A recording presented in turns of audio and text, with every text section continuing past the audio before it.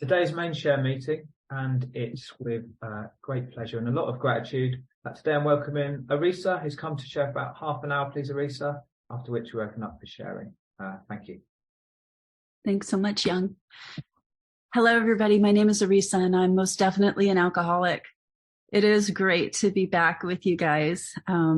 It's always wonderful to see newcomers in the room too, and to be able to identify that you guys are new. So thank you for making yourself identifiable, because honestly, this is the reason we have meetings. We have meetings so that newcomers can find the fellowship they seek, The date of my last drink was October the 13th of 1993. And for that, I am truly, truly grateful and totally amazed, because I got to tell you, the girl that walked in the doors of Alcoholics Anonymous, she had to drink. That's all there was, this was not about, I woke up one day and it was a beautiful day. And so I decided to stop drinking. I am not, somebody who just wanted to evolve spiritually. That's not my story. My story is that circumstances made me willing. My home group is the Beacon Group in Boston, Massachusetts. We meet Monday and Wednesday nights in person, and we have a noon meeting Eastern time, 5 days a week on Zoom. I got sober, and I was born and raised in Corpus Christi, Texas. And a lot of you guys probably don't know where that is. That's about 4 hours south of Houston, Texas, about 4 hours north of Mexico. It's not what you think of as Texas. It's a long sand dune, like palm trees, banana trees. And, that's where I grew up, and that's where I did most of my drinking. And I'm the adult child on one side of my dad's the adult child of a missionary. My mom's the adult child of an alcoholic. And that is a bad cocktail. It was a crazy, crazy home. There was a lot of abuse. There was a lot of violence of various sorts. And I tell you that because it has absolutely nothing to do with why I am an alcoholic. That's a lot of the stuff that I needed to deal with in order to stay sober. But the reason that I'm an alcoholic is because I have this restless, irritable, and discontentedness inside of me, which also does not make me alcoholic. What makes me alcoholic is that from that first night drinking, I felt different. See, when people, talk about, well, maybe you have a drinking problem, I always hear Charlie Brown's teacher. I never had a drinking problem. I don't expect I'm ever going to have a drinking problem. The truth is, I love alcohol. I love alcohol more than most people that are still out there drinking today. That's the honest truth. And because I need to stay really clear on the fact that alcohol does something different for me than it does for other people. I'm married to a non-alcoholic. Okay. And we celebrated his birthday yesterday. So, when David drinks, he gets a slightly tipsy, out of control feeling, which he doesn't like. So get this, he stops. In preparation for his birthday last night, he opened a new bottle of wine. He got out a decanter. He measured out half the bottle into the decanter and put the other half of the bottle away, right? And he sprayed argon gas into it. I mean, he knows he doesn't even, there's no hope of him wanting to drink very much. It's a big night if he drinks the half a decanter, that's his birthday. And he's thinking, he's going to be offering some to other people. Half a bottle. That's weird. Okay. When I drink, I don't get slightly tipsy or out of control. When I drink, I finally feel in control. When I drink, Young and I were talking about those 9-step promises. A lot of meetings read the 9-step promises. We're going to read the 10-step promises at this meeting, which I think is awesome. See, the 9-step promises come true for me when I drink. For me, drinking is a spiritual, experience. I get a new freedom and a new happiness. I don't regret the past. I don't wish to shut the door on it. But I comprehend the word serenity, and I know peace. That feeling of uselessness, that self-pity, it all slips away. Fear of people, of economic insecurity, it's gone. It's just gone, right? I intuitively know how to handle anything and everything. And most importantly, I know how my experience can benefit everybody. I mean, when I drink, I got it. I can handle anything. And if drinking doesn't do that for you, you'll never let it do to you the things I let it do to me. So because I drink for effect, I drink because I like what alcohol does for me, right? And that very first night that I started drinking, it was all bets were off. I mean, I don't know what it is. I'm one of those people who seems to have been, inclined towards alcoholism from the beginning. I don't know what that's about. It's really hard, but I managed to get a minor in possession my first night drinking. First night. I mean, that's not easy to do, right? And first night, I talked my girlfriends in to take me back to her grandparents' house where I find the liquor cabinet, which is padlocked.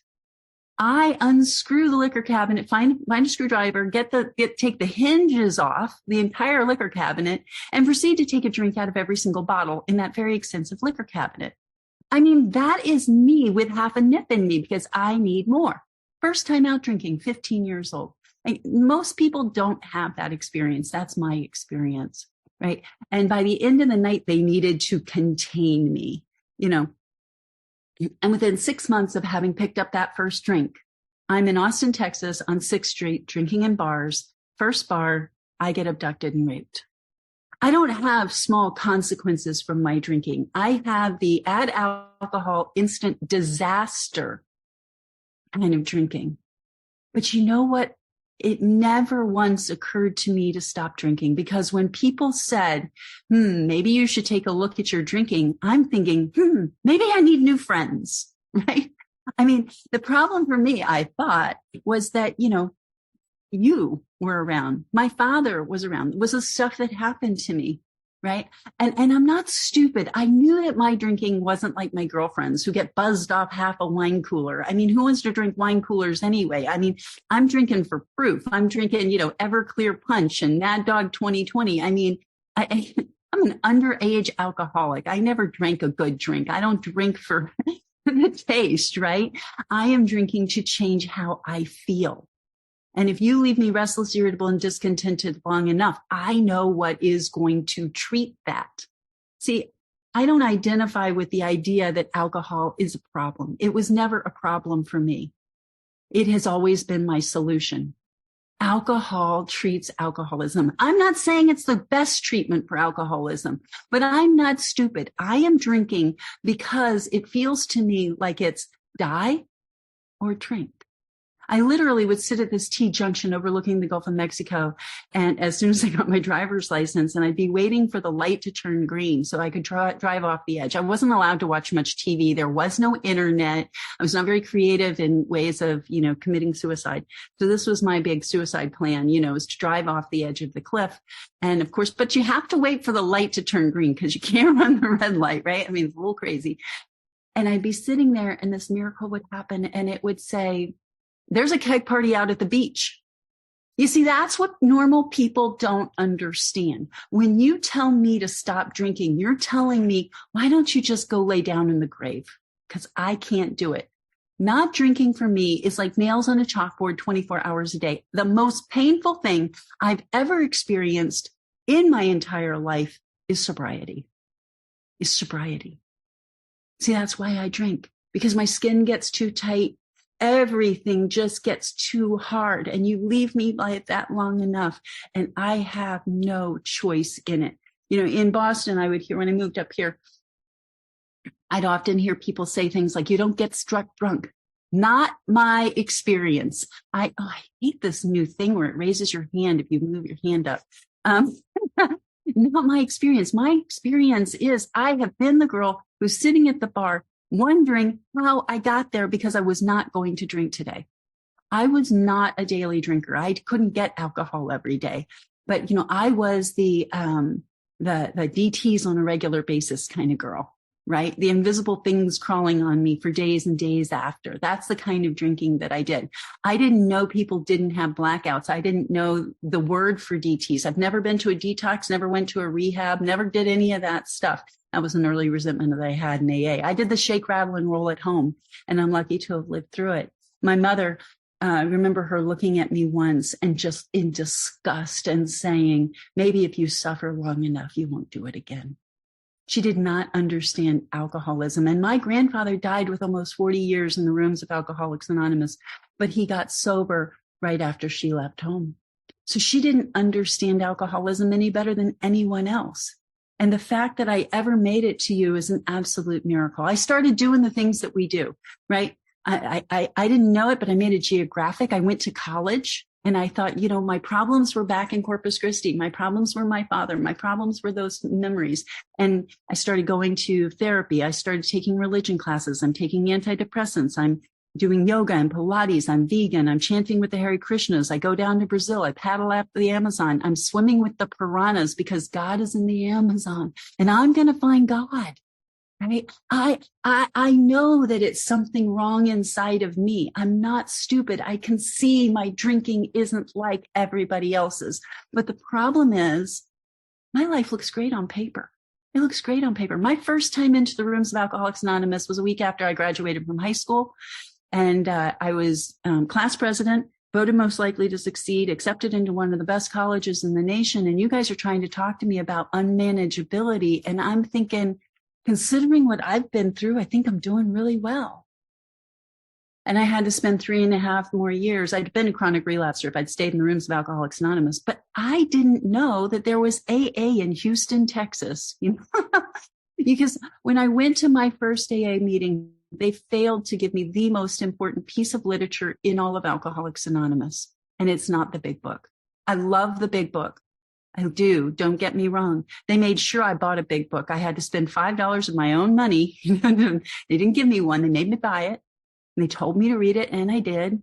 And I read about that potential alcoholic. And they told me I needed a home group and that they would be it and to come back next week. So once a week, I went to this little room where there were 6 alcoholics with about 6 teeth in it, and that was my home group. And I stayed sober for most of that summer. But piece of literature they didn't give me was the meeting list book.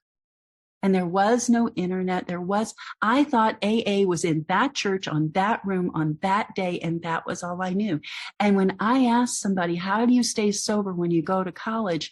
She said, you can tell them you're allergic, but she didn't help me to understand what that meant. I thought she was telling me to lie because I didn't read the doctor's opinion. That's not page 1. I started on Bill's story.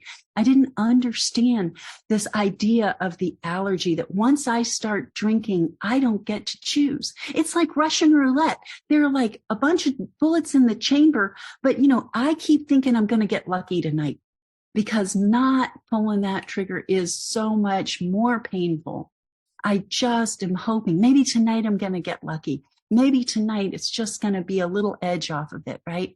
And so I spent those next 3.5 years trying to fix my own alcoholism. And it's a really painful place. And, the reading that I asked for today, well, actually it's my sponsee. I put it out to my sponsees and was like, who would like to hear what? And they threw that one up because it's so true. In order for me to get sober meant I really had to quit blaming others. I needed to take responsibility for my sorry state, as it says, right? These are my problems. See, I was a victim, big time. Everything that ever happened to me was your fault. It's why I couldn't trust God. And I would never have come back to Alcoholics Anonymous if I had had any better ideas. I like to say a lot, I did not come to AA because it's a good idea. I don't think AA is a good idea. I think it's a horrible idea. I like AA. Don't get me wrong. It's that not drinking part. I think AA would be much more popular if we were a little less tight about the not drinking part. We're fun people. You know what I mean? But that not drinking part it was a deal breaker for me for a long time. I didn't want to have to give up the only kind of relief that I had. The only kind of relief I ever got. I wanted to be able to blame you. And I came back to you truly, truly willing because I was out of good ideas. Swimming with the piranhas is a better idea to me than going to Alcoholics Anonymous. I don't know how you help somebody like that, right? So, when I got back to you, I was, as they like to say, when you get to, I don't know, you're teachable. And I was willing to do anything. Right. In Dr. Bob's story, he says, if you're willing to quit for good and for all, like that's why we're talking about any links. I am not quitting for today. I am not interested in quitting for today. I quit for good and for all. I never want to drink again. And then I get to do it one day at a time. That's what we mean when we say one day at a time. Just for today, I'm going to do what is necessary to put myself in a position for God to intercede so I don't have to drink. Because I don't get to choose. I have no more power, choice, or control today than I did back in 1993. That's the honest truth. And hear a lot of speakers talk about, for me, it's not about drinking anymore. It is always about drinking for this girl, because I am the girl. If you leave me with problems long enough, I know what's going to fix that. And it comes in a bottle. Right. And so when I got here and they started telling me to do these things, I mean, when I got back to AA, I got very lucky to walk into what I very lovingly call a very fundamentalist meeting of Alcoholics Anonymous, like this one, where you guys are just, in the book, you're in the principles. And they made sure I had a sponsor. They made sure I had a job before I left so I would come back. They made me the ashtray washer. This is before there were non-smoking. This is before there were non-smoking sections at the meetings, but I didn't smoke, and I'm washing your nasty ashtrays. I mean, what does this have to do with sobriety? And they said, that's why we call it service. It's not about you. Okay. That sponsor they gave me had 2 months of sobriety. I like to joke she was only a couple pages ahead of me in the big book. She was my starter sponsor, She was a chronic relapser. She was back in AA, and picked up where she left off. She was making her amends, and they knew if she didn't start helping others, she was going to die. So they gave her me. I mean, how much could she screw up, right? I mean, that's because they told me that Alcoholics Anonymous is not a self-help program. And I'm like, wait. I came here to fix me. And they said, honey, that's been your biggest problem. You've spent your whole life trying to fix you. The alcoholic theme song, me. It's all about me, right? It's like, no, in Alcoholics Anonymous, what we do is we help others to get out of God's way. That's the deal. And I thought that if you love me enough, I'd be okay. And they say, darling, if you love the world enough, it'll melt the polar ice cap from around your heart. And you might actually feel the love that's been there all along. I didn't know what to think about any of this, but what I can tell you today is 29 and a half years later, I'm still sober, and so is she. That's the miracle of Alcoholics Anonymous, okay? It is not about doing it perfectly. I know there are a lot of people who get all worked up about doing it perfectly. My beginning was not perfect, but I was willing to go to any lengths. I mean, she made me go to her house and play canasta once a weekend. I mean, I could pick Friday night or what does canasta got with being sober? But it wasn't my will, whatever. That was what I was taught. Whatever. Just, I will do whatever you tell me to. Yes, I will get down on my knees and I will say this third step. My third step experience was crazy for my first one. I mean, she took me upstairs to her bedroom, which is creepy enough as it is. She made me kneel down by her bed, which is super creepy. On top of that, I'm supposed to hold her hand, and we're saying this prayer that I've been trying to memorize desperately. I've got to get the words perfectly, right? And we finish saying the prayer, and she looks at me. We stand up, and she looks at me, and she said, big Texas twang. She said, did you feel it? And it's a program of rigorous honesty. So I told the truth. No, I thought she was talking about some big white light experience, right? So she made me get back down on my knees next to her bed, holding her hand. We say this prayer again, and we get up. She looks at me. She's like, did you feel it? And I told her the truth. I said, no. So she made me get back down on my knees a third time. We're saying the third step prayer next to her bed, holding her hand. I'm so uncomfortable. My skin is ready to just jump off of my bones. And we stand up. She looks at me and she said, did you feel it? And I'm thinking, I'm willing to go to any lengths. And I lied. And I said, yes. Took me about 3 years to realize that what she meant was, did you say it with feeling? Well, dang, I could have said yes the first time. I meant it. That's what she was asking me. I meant it. I was all in. That third step prayer, I thought at first what it meant was God was going to fix my life. That's not what it says. It says it's not my life anymore. It says, my son, he likes to build with blocks, and he builds with blocks, right? He uses the blocks to create his idea, his creation. And our third step prayer says to build with me. I get to be one of God's blocks today.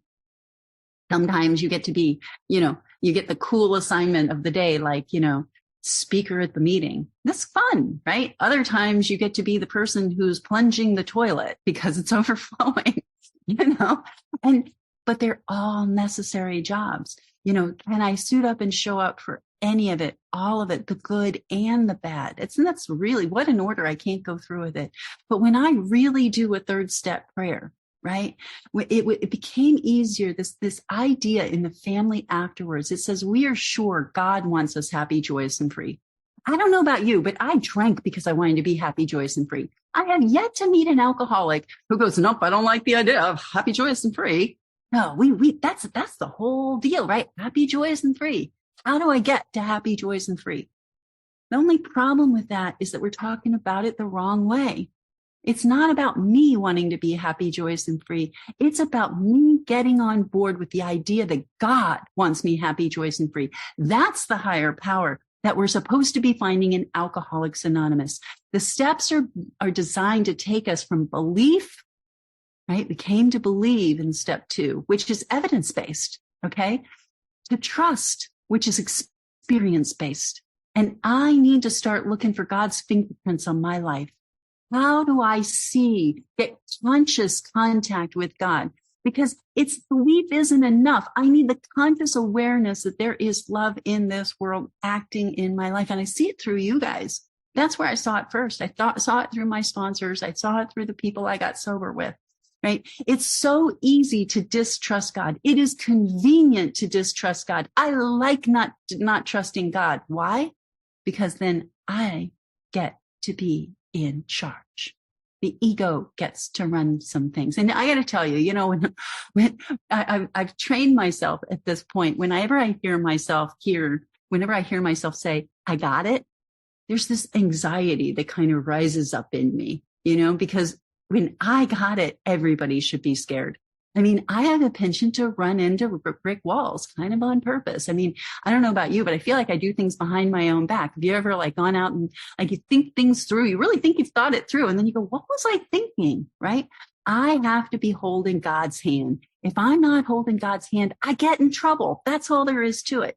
I'm a big lover of the 10th step. And, the 10th step for me started off as clean up on aisle 10. I made a mess. Let me go clean up the mess, right? But today, that 10th step has grown so much for me. It's so much more about making sure I'm doing the things so I don't have the giant mess on aisle 10. Years ago, I read this thing that said that a spiritual person makes about 600 mistakes in a day. Now think about that. That's like the Dalai Lama, 600 mistakes in a day. But here I am getting the whips and chains out. God, you're not supposed to make any mistakes. A mistake is something that we do believing it's the right thing at the time. How do I see around those corners? How do I see? How do you know what you don't know? How do you get that truly open mind? What if I might not always be right? Who thought, oh my God, right? What a concept. And that's where sponsorship really began to help me to decide to believe that this other person had my best interest at heart, even when I didn't agree with them. I tell my sponsees, if you ever feel like we're on opposite sides of the net, like in a tennis game or something, it's because you crossed over. I will always be on your team. You may not like what I say, but it's not my best interest to piss you off. Let's be honest. Why would I do that?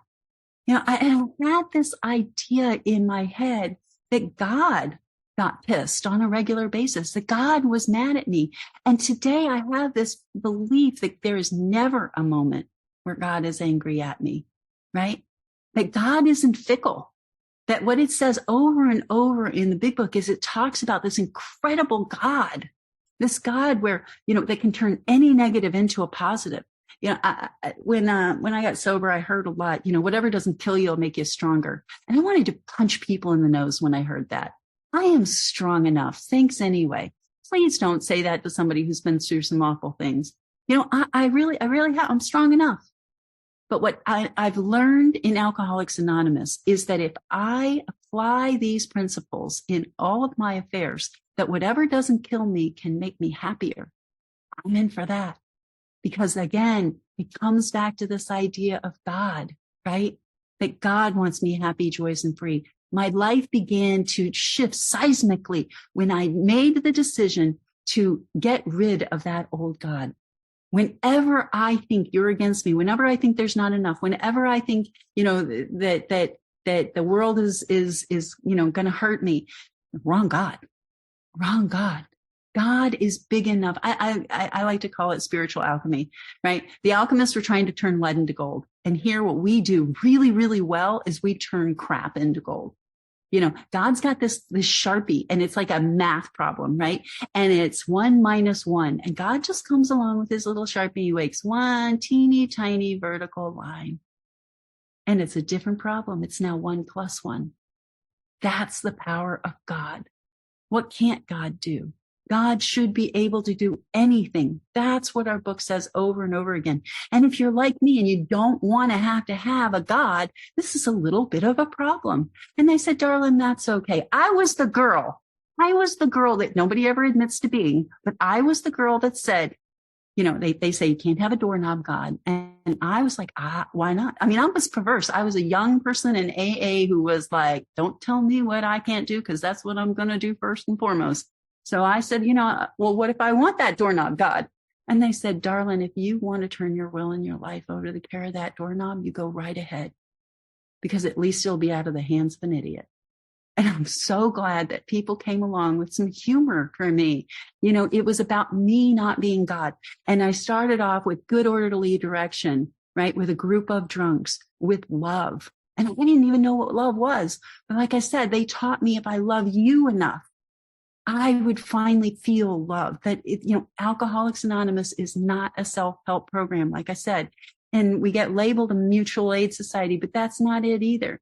It's we help others to get out of God's way, because I've been sticking my leg out and tripping God up every single time. I've been looking for the shortcut, right? I always ask my sponsees, are you looking for the shortcut? Do you think there really is one? And the answer is always, well, I really, really want one, but I know there isn't. And you know what I say to that? BS. Yes, there is. God is unbelievable that way. I'm almost out of time. So I'm going to do one of my favorite little things here. We have, again, how do you know what you don't know, right? How do you get that truly open mind? See the 2 dots? Can you see those 2 dots? Okay. The shortest line between those 2 dots is what? Everybody knows the answer. Everybody knows it's a straight line. That's what we always get to think, right? A straight line. I mean, you think it's a straight line? Anybody agree with that? The only people that don't are the ones who know me. That's the shortest point between those 2 lines. That's a tesseract. That's a wormhole, a black hole, a miracle. That's how God works in ways I can't come up with. When I think I know how it has to look, the one thing I know is that I'm not big enough to know. When I get to, I don't know, I'm teachable, right? I have some big giant oaks in my backyard and, hundreds of years old. And if I drew a triangle around one of those oaks and I set one of you on each point and handed you a camera and you took a picture, it would look like 3 different trees. 3 different trees. That's what our group conscience is based on, that I need you in order to see the reality more. I need to be able to see above and below and inside and outside, right? A different perspective. I need to stop walking in my shoes. That inventory was all about, I was so good at being the lawyer for the prosecution. I am a noticer and I notice what you do wrong, but I am not an honest accountant because I never take the other side of the inventory. What are you doing right? And it's my turn now to cross the courtroom and become the lawyer for the defense. Catch you being good. Look for what God's doing right. Right? Where is the love in the world? How do I know that God is real? I don't. I don't. If I was to die and you came to me on my deathbed with absolute proof that God was not real, you know what I'd say? I don't care. If I accidentally missed out on 29 and a half years of misery, oops. My life is different because of what I choose to believe, and whatever you feed will grow. I choose to be the constant gardener today. I choose to plant the seeds of love and joy in my garden and to pull out the weeds of resentment and fear and malice and all of those things. You don't have to love me. It's my job to love you. No strings attached. You cannot take away from me. You can only add to me. You can only add to me. I am out of time. It's so good to be with you guys. God bless you. Have a beautiful day. Don't make other plans. Thanks for my sobriety.